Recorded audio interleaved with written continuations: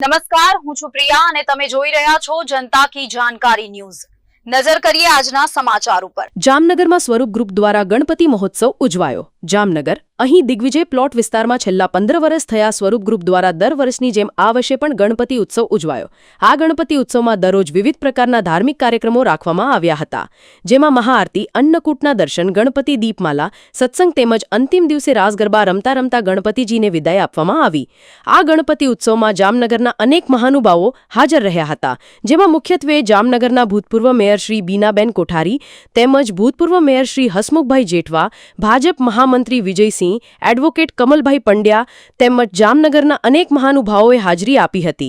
આ ગણપતિ મહોત્સવના સફળ આયોજનમાં મુખ્યત્વે ભૂતપૂર્વ કોર્પોરેટર શ્રી ધીરેશભાઈ કનખરા, ગૌરવભાઈ કનખરા, દીપકભાઈ કનખરા, રમી, તેજભાઈ કનખરા, હસમુખભાઈ કનખરા, શૈલેષભાઈ છાપિયા વગેરે દ્વારા સહયોગ મળ્યો હતો।